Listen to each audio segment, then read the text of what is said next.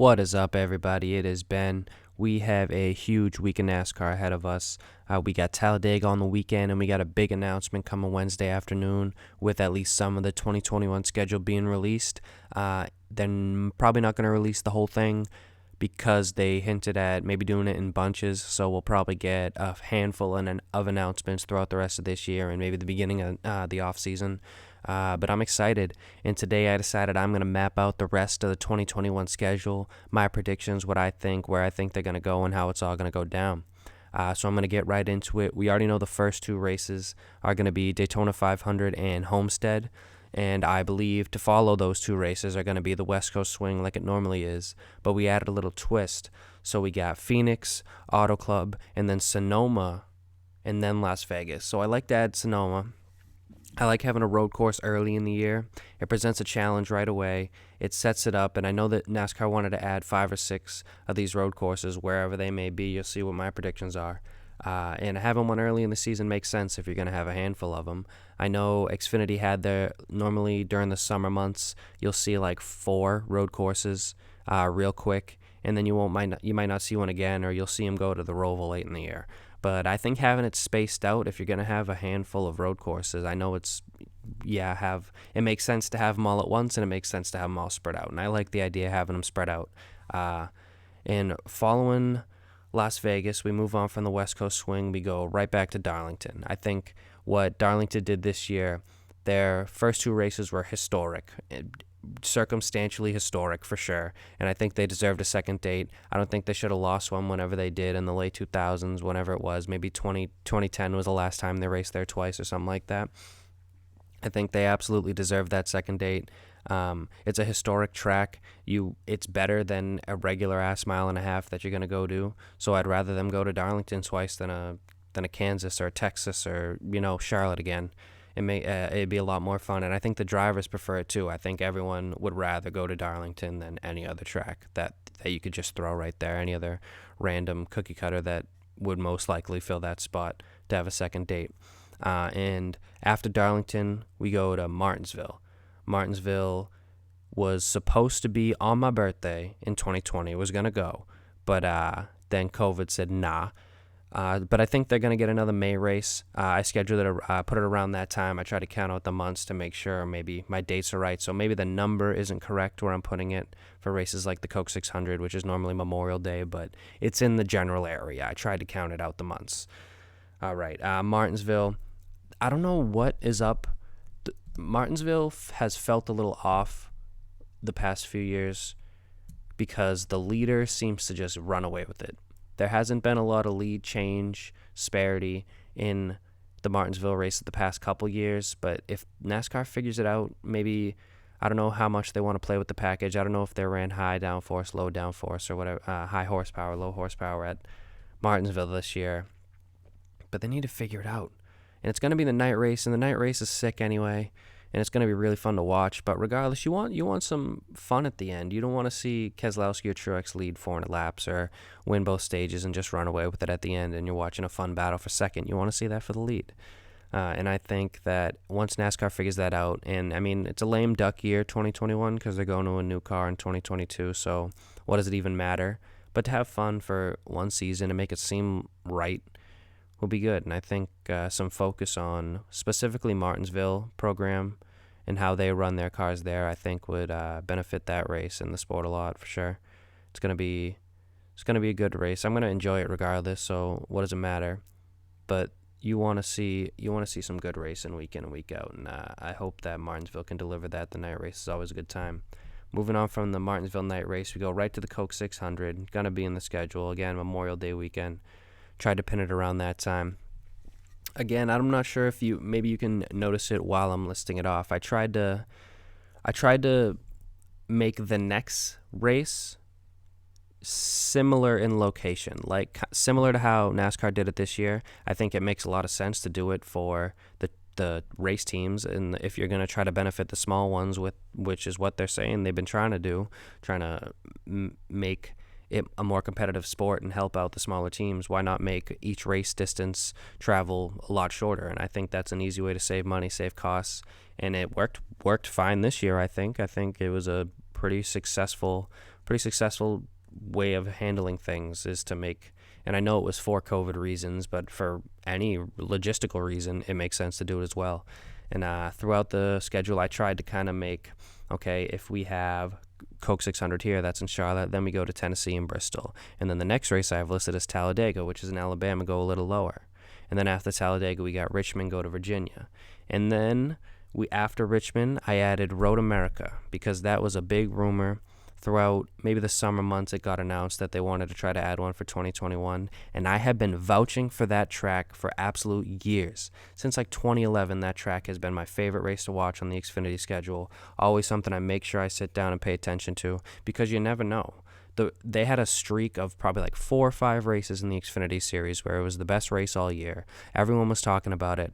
And maybe there was a lull for a couple years, and then you had the Jeremy Clements finish. And then that track produces races better than most tracks ever have. And I think it deserves to be on the Cup schedule. It should have been on the Cup schedule. And finally, they're going to get a date around the middle of the regular season. I have race number 13, Road America, is going to stay there, and I hope it stays on the schedule for a long time because everything about that track is absolutely gorgeous.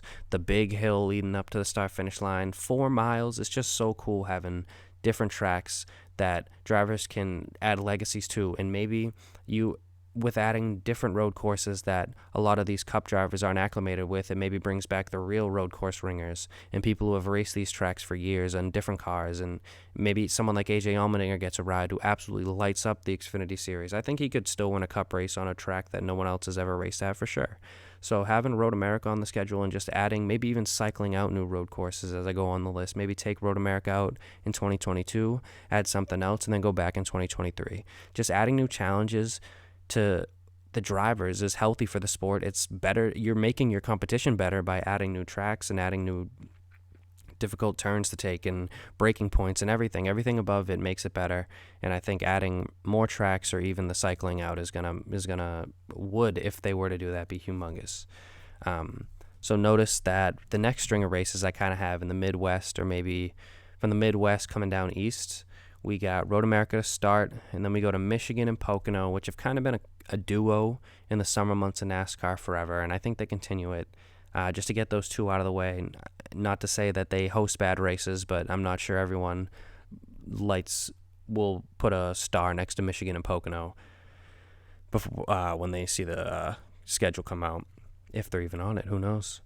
After Pocono, we go to Nashville, which is going to be fun. People were skeptical to start. I heard we don't want concrete, or maybe the last handful of nationwide / Xfinity races there weren't that good. But I mean, I can't tell you a race I've ever watched at that track. I'll have to go back and watch some Xfinity races to get a feel of how it looks and what it drives like. But people think it's not going to pass well. That's what I remember seeing originally. But as pictures of the track started to come out, I saw a couple drivers excited that the surface looked weathered and that it might race maybe close to an Atlanta with not a new surface, and it'll be slipping and sliding in a real driver-friendly track. And I'm excited to see how that plays out. It'll be fun. I think it's a little less than a mile and a half, maybe 1.3, something like that. But regardless, I'm really excited to see how it goes. After Nashville, we got the Nashville-owned track, Dover, or Dover owns Nashville, I believe, both concrete. Dover had a doubleheader this year. I can't tell you it went that great. I'm pretty sure Harvick dominated it all. But yeah, Nashville, Dover, makes sense to have them together. They're both owned by the same people, so I think they're just going to get back-to-back dates as we close in the end of the regular season. We have Texas, and I know I was skeptical when I was writing this because I didn't want to give Texas a 500-mile race in the summer. I felt like that was hella problematic this year. 500-mile race, we're putting an absolute wear on drivers. I remember seeing Bubba Wallace and Ryan Newman absolutely defeated.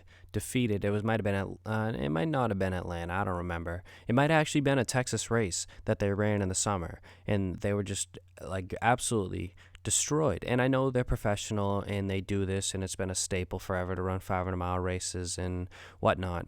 But First off, I think the extra 100 miles don't really need it. I think I get enough fulfillment in 400 miles on a track like Texas. I don't need the extra 100.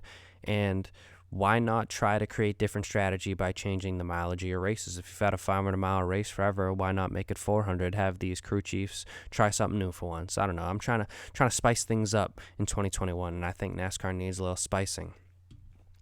After the Texas night race, we have another new addition road course, the Circuit of Americas. Both in Texas, again, with the location makes sense. Another NASCAR rumor that had been going around, they were trying to get COTA on the schedule. I was skeptical originally, still want to see the race, even if it sucks. I think it'll be crazy. It'll go crazy with the numbers, so regardless if you have a bad race, people are going to watch it. And again, another trial run. If COTA sucks in 2021, go to somewhere else in 2022. Because you can do that, and you have the money and the resources, and you can go to tracks regardless. I think a big problem for me is them saying like, oh, they don't have the facilities to be able to handle a cup race. Bro, you ain't selling out races, so stop acting like you're too big to go to an Iowa or a Gateway because you don't have the facilities. Who cares? People are gonna show up. You're gonna have a good race. It creates interest. Like that's a lame excuse in my opinion. Regardless if you think it's unsafe, or maybe if it's unsafe, fine, you get a pass. But nah, I refuse to believe that a series that struggles to sell out most races, they would absolutely sell out in Iowa. They would absolutely sell out a Gateway if the Cup Series decided to go there. So going to new tracks will always benefit the sport in the future, and I hope that they decide to do this, and this is like the birthplace of trying new things. And I think with how this year went, and they were forced to kind of work on the fly, that it opened the doors. And with Steve Phelps and quote new management, we'll call it, I think they are willing to change things up big time, and for the good. And yeah, I think it's going to be great. Following COTA, we got the usuals. We got the Kentucky-New Hampshire duo. Normally follow each other in the regular season in the July-ish area, but I pushed them a little bit back to fill in some of the newer dates like Nashville and Circuit of the Americas and Road America. But pretty standard races, nothing crazy there. But after New Hampshire, we go to Iowa. And I was just speaking on Iowa. I think absolutely that track is well worthy of a cup date. More short tracks has been a statement literally since the early 2000s, or probably even since when they started getting rid of even more. Probably when North Wilkesboro left, when Rockingham left, they're like, well, we're getting rid of some good shit. Well, we need to add some more new good shit in 2021. And regardless if Iowa sucks, again, it's a short track. It's going to produce a finish that is talk worthy at least one time in 5 years. And that's enough for me. And I'd rather watch Iowa than Kentucky. I'd rather watch Iowa than Kansas. I'd rather watch Iowa than Texas. So I'd just add in different tracks, add in something that doesn't race like anything else you race on. Like it's a Richmond mixed with a Bristol mixed with whatever the hell. It's an interesting track, and I think Cup deserves to go there. Xfinity and Trucks are hogging all the more of just Xfinity now. I don't even know if Trucks I don't think anyone raced Iowa this year. But, yeah, Trucks and Xfinity stealing all the glory there. I think Cups, it's time to go to Iowa. To keep it in the Midwest, we go to the Brickyard, as we're very close to closing out the regular season. Brickyard, I don't think they're going to race the Indy Road Course, the Cup Series at least. Maybe Xfinity probably will go back because that race actually went pretty well towards the end. But I don't think Cup needs to go to the road course for any type of reason. That can stay with the Xfinity, and that's probably the only time I'll say a road course should stay in the Xfinity Series and not go to Cup. But just racing the Brickyard, it's too historic, and regardless if you think that the racing sucks, it is the oval is meant for stock cars, and it's meant for open wheel cars, but in the NASCAR sense, it is meant for the stock car or the Cup Series. I don't think that going to the road course creates your own legacy. I mean, just continue what you got going at the Brickyard. Maybe work on the racing. I don't know. They can figure something out, but I'm more than content with racing the oval at Indianapolis for the future. After Brickyard, stay in the Midwest. We go to Mid-Ohio. And now this is a little section of the schedule where we do have two back-to-back road courses, the one you'll find out next.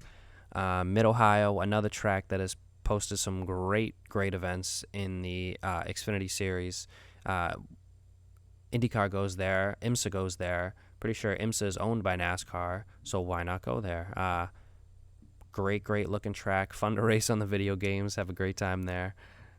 And road courses fit hundreds of thousands of people. If you don't think at least 50,000 people are going to show up to a road course, I'm pretty sure hundreds of thousands of people go to the Xfinity races just because they're there for the weekend and they're camping and they're having a good time. Road courses sell the fuck out. Other tracks don't sell the fuck out. So why more road courses mean more attendance, mean more eyes, and it's just frustrating that it has taken till 2021 to maybe have 5 or 6 road courses on the schedule. But we got Mid-Ohio, and then we got the Roval. The Roval outside of the playoffs race, the penultimate regular season race, so right before the end. We have Mid-Ohio and the Roval back-to-back. Not that I dislike the Roval, don't think it deserves to be a playoff race, but maybe we needed some switches in the playoffs. Change the Roval outside the playoffs. That's been a thing for the past few years. Try to make a change, get it outside the playoffs, and then we don't have to go back to Charlotte for the rest of the year. And I know that might suck for some teams, actually, and you might want a trip to Charlotte later in the year, but not this year. Roval's always fun. Then after the Roval, the last race of the regular season, I'm sticking with Daytona. I think that race went well. I don't think it was too crazy. I don't think it was too hectic or too chaotic or wreckfest to not be where it was. I don't think it did too much. It did just enough. I was watching it with my friends, and they loved every second of it. They thought it was hella exciting, and I'm with it too. As a hardcore fan, yeah, you don't like it. I'm wicked against having something like that as the championship race, but when 14 of the 16 drivers are locked in for all intents and purposes, and you need 2 drivers who most likely won't win the championship to add excitement for that last race, why the hell not? Your championship favorites are locked in anyway off the wins they've gone throughout the regular season. I don't think it hurts too much if someone Jimmy Johnson was in the same position he's been in for the last 3 years, and the same thing happened. So you can't say, oh, it's because Daytona, he didn't make the playoffs. Nah, he wrecked at Indianapolis last year, and he struggled the year before that too. So situational things like that I think aren't as affected by it being at Daytona, but can be affected really quickly because it's at Daytona. So I think having it as that final cutoff race stays, and I think NASCAR is going to want to do that just for excitement purposes. I know people want a July 4th date, but new ownership, new tradition around here in NASCAR, basically. All right, start of the playoffs. Darlington. Darlington is going to kick things off like it did this year. They deserve that second date. I think it did great. This is the Southern 500 weekend. I think it worked well. It's normally around Labor Day regardless, is that first week of the playoffs. So I think they're going to try to do that again and keep one of the more historic tracks into the playoffs, because I think that's how it should be. You should get the most driver-friendly, historic, everything about NASCAR in the playoffs. You shouldn't just have some bullshit, although I might add a little bullshit, but you'll see. After Darlington, we go to the ATL, Atlanta, another race that deserves a playoff race. I think we should even run it at night to keep that going. It's a fall race where it used to be. It used to be kind of a little bit outside the playoffs, but adding it to the playoffs, another track that drivers love, another track that fans love, super historic. I almost made it the playoff race, the championship race. I was really playing with that one, but I didn't really know what else to add. I didn't know what I wanted to do, so I just kept it in as the second race of the playoffs. I wanted to make sure it was in there because it is well deserving of a playoff race. After Atlanta, we have our final road course on the schedule. Watkins Glen is a playoff race, a cutoff race of the first round.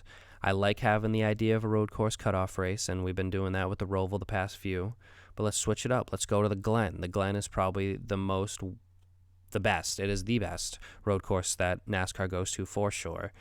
Always a must-watch, and having it as a playoff race and a cutoff race, why not add one of your best tracks and one of the only tracks that sells out every single season in the playoffs? I think that makes sense, and I think it'd be a fun race. Hell yeah, let's go. All right, after Watkins Glen, starting the second round, we got Kansas, and then we got Talladega, where it normally is, middle of the second round. I think that is the absolute perfect spot for a race like Talladega. Just split the playoffs right in half. Split the rounds right in half, gives drivers a chance to make up some points they might have lost, even if it's catastrophic. They get another chance to win or whatever. because having it as that cutoff race that one year was just stupid. It didn't go well. The Joe Gibbs cars finished 35th through 40th and made the playoffs. It just wasn't a good look. So having it as that middle cutoff race, I think, is perfect. And then this might be a shakeup. The final race of the second round, we go to Phoenix. No more championship race for Phoenix. But they get a cutoff race. They only get a small demotion. Another short track, if you want to call it that, as a cutoff race, I think is huge. I don't need to see another mile and a half as a cutoff race. I think you got to keep it as tracks that aren't like tracks that are difficult, tracks that are different, tracks that don't look like other tracks. I said tracks a lot right there. As cutoff races, and to make it again more challenging. So as we head into the round of 8, we got Las Vegas. They showed they can put on a playoff race last week, so they can stay. They did a great job. But again, an opening race. Again, an opening race for a mile and a half.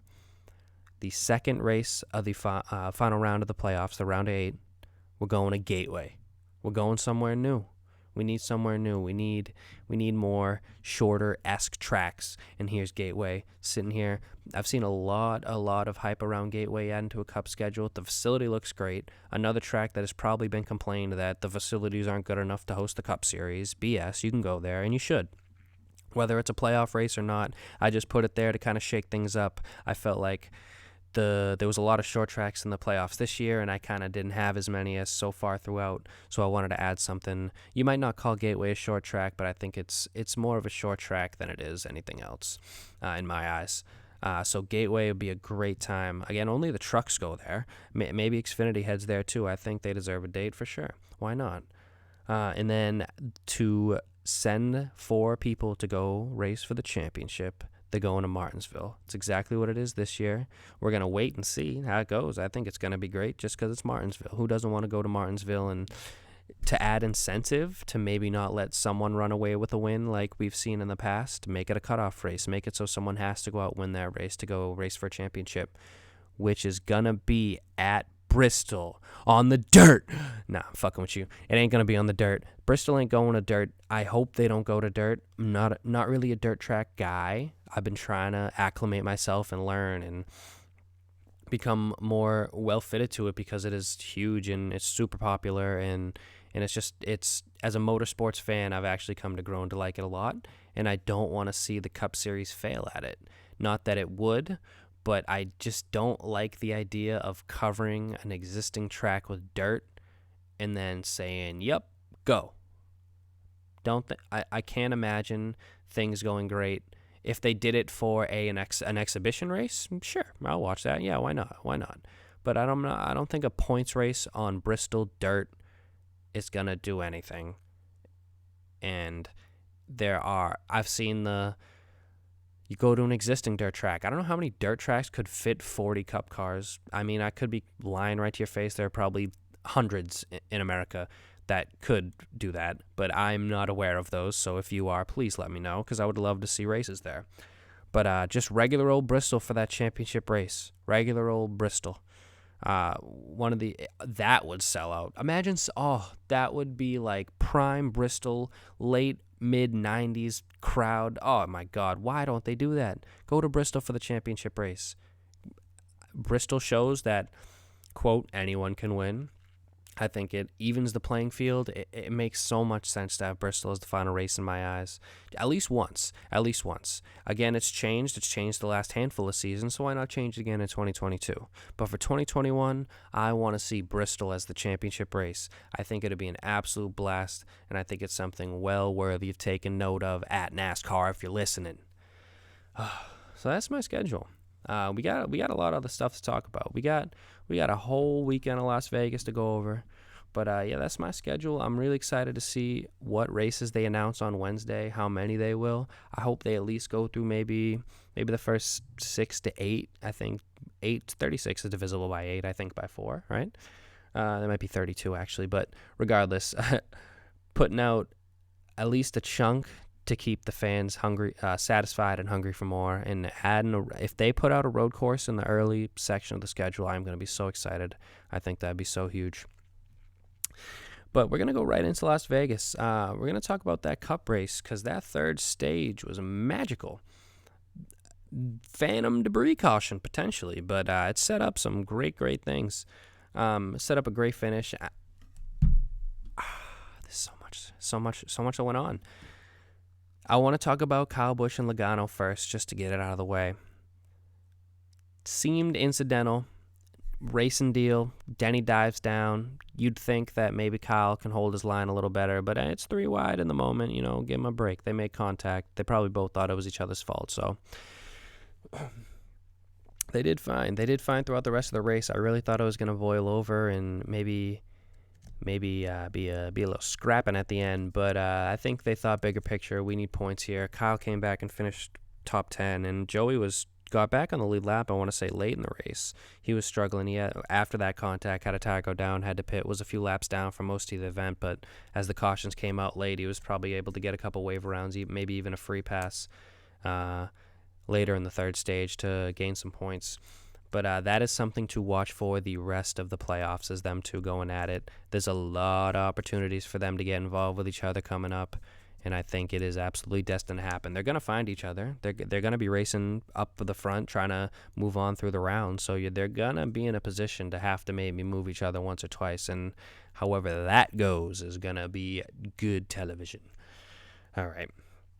I also don't like that I don't think Kyle's going to move on for the playoffs strictly because he told us that. And I think speaking things into existence is 100% true, regardless if he's joking or not. Bro, if you're telling yourself that we ain't going to make the playoffs in your sarcastic-ass fashion, you're probably not going to. And I don't really want you in the next round of the playoffs if you're going to have that attitude. I want people who are going to want to go be hungry. And you don't seem like you're very hungry right now. And maybe because it's the car, you're not racing that well and the luck ain't falling your way. But come on, Kyle. You're better than that. And if you got to continue to have the attitude of we're going to move on and we're going to persevere and we're going to win. And you probably have that internally, but tell it to the cameras, Kyle. These damn Busch brothers, bro. These damn Busch brothers. One doesn't win and the other does. And then the kid wins. I mean, Kyle just ain't getting no luck. Kurt absolutely slayed that last stage. Did perfectly held off the 21 car and anyone else charging towards the end. Came out, won that race. And every time Kurt does it, he does it spectacularly. And I don't consider Kurt a surprise winner because Kurt is a legend. Kurt is a Hall of Famer. Kurt's a champion. But when Kurt Busch wins a race, it's frickin' surprising. He wins them shits absolutely great.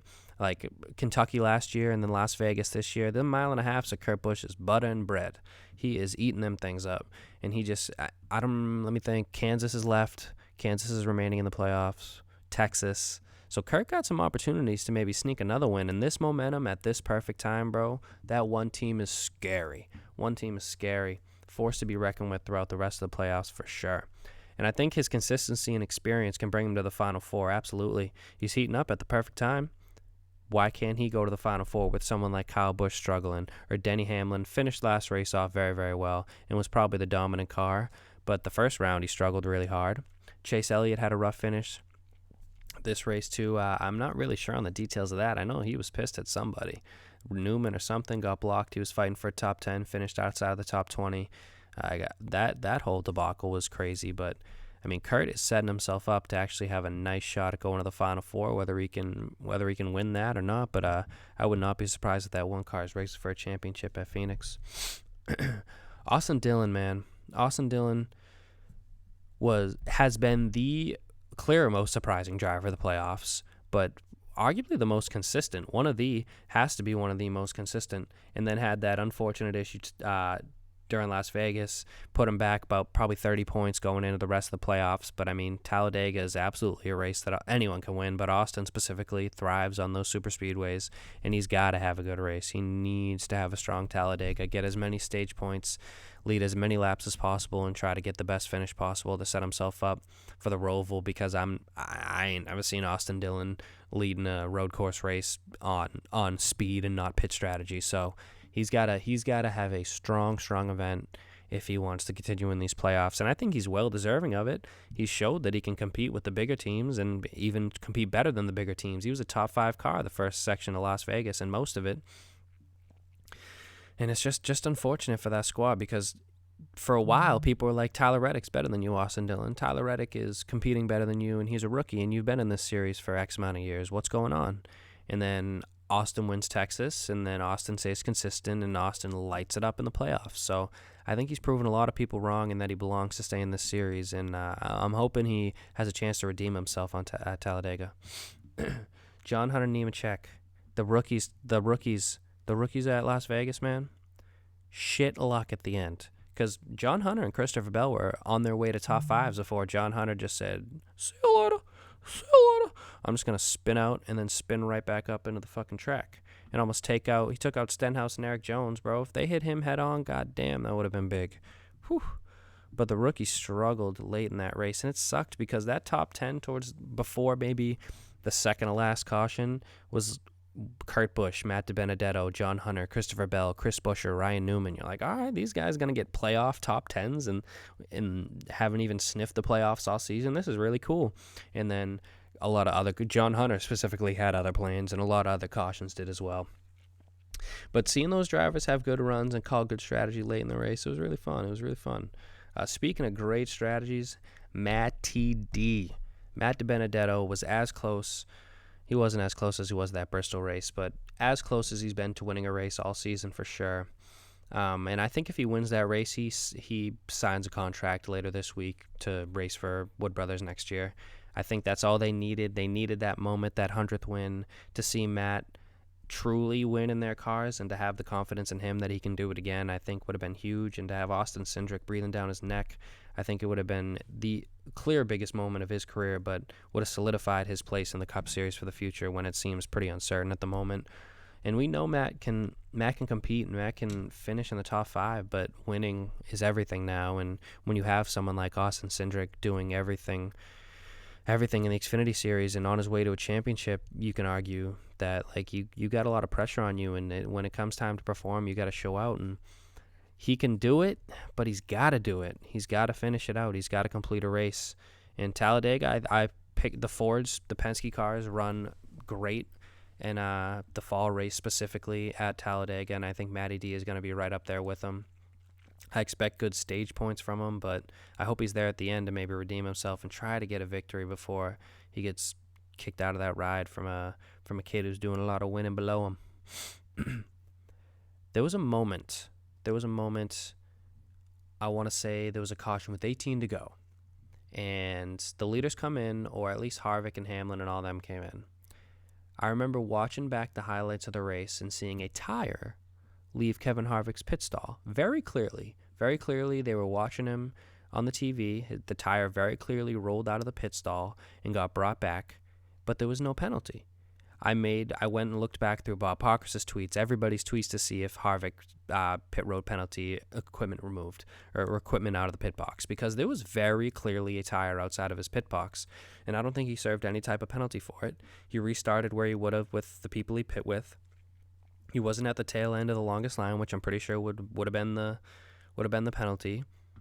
And I just thought it was very strange. It was very clearly on television that a tire left the pit box, like by feet, not by inches. It wasn't like barely left and he grabbed it. They finished their right side tires and then grabbed the tire that was outside of the pit box. I thought it was very strange. And I'm not going to sit here and say, oh, they didn't call that for whatever. But that is super, super inconsistent. And I don't know why I'm surprised, but it's super inconsistent. I feel like they've been pretty strong with pit road penalties, just calling them, because it's not official marked, it's video marked. And like when the television broadcast catches you doing something, you should be penalized for it. But enough of that Cup race. It was a great race. I'm happy that a mile and a half produced something. I was enjoying watching it, even though the first two stages kind of felt like the last couple races have been kind of uneventful, I guess I could use, but I'm not complaining about it. But it was just clean racing, a lot of green flag runs, and to see it kind of spice up at the end, it was really, really good, and a great way to end the Las Vegas race to set up for the crazy next two races that are about to go down in this second round of the playoffs.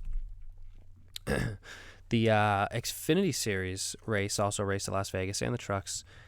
Chase Briscoe absolutely dominated. It literally felt like I was watching Kurt Busch race in 2014, leading 160 laps and just taking the trophy. But he is setting himself up to be in a Cup car next year. He said he needed 8 wins to be in the Cup Series, and that was number 8. And you could think he's going to get 10 because you need to likely win to win the championship, and he's probably going to want another one along the way. And the way with he's racing, he can probably win the rest of the races if he really tried. So Chase Briscoe, following him throughout the offseason and how Stewart-Haas goes throughout their contract negotiations is going to be really interesting because I think he is absolutely, absolutely deserving of being in the Cup Series in 2021. He's showing that he has speed everywhere, and I wish that he would get those one-off starts for I don't think SHR has a satellite program type deal, but to have Chase Briscoe in a Cup race just 4 or 5 times this year, or if he doesn't get the full-time ride in Cup next year, have him race a handful of races.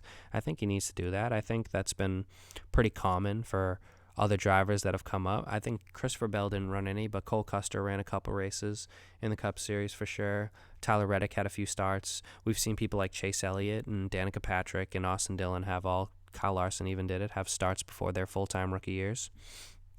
So I hope to see Chase and even Cindric racing some Cup cars next year, regardless if it's full-time rides. I think they're both deserving to at least have the shot. I remember last year at the Roval, I'm not sure what was wrong with Michael McDowell or what had happened, but I'm pretty sure Austin Cindric was practicing that car at the Roval last season, which is pretty cool. I mean, just seeing drivers that aren't always in the series racing the series is super interesting, especially when you know they're gonna be and that they can be competitive, and you're really super attentive on where they're running, and it just creates interest throughout a race that might not be eventful.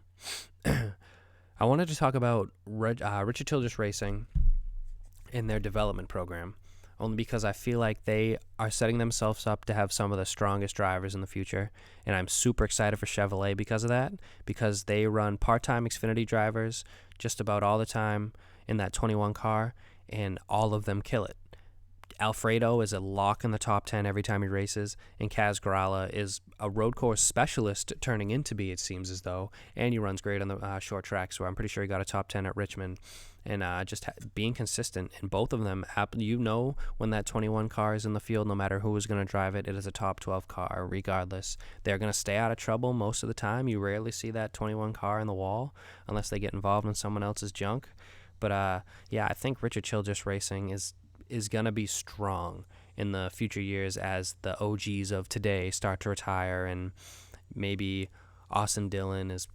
I mean, how can you kick Austin Dillon out of Richard Childress Racing, though? You can't kick him out unless they go to 3 cars or that 13 car. I mean, Germain might not even be a team next year. So let's say they gain a satellite of whoever. I mean, they got a lot of seats that aren't there that they have drivers that can fill.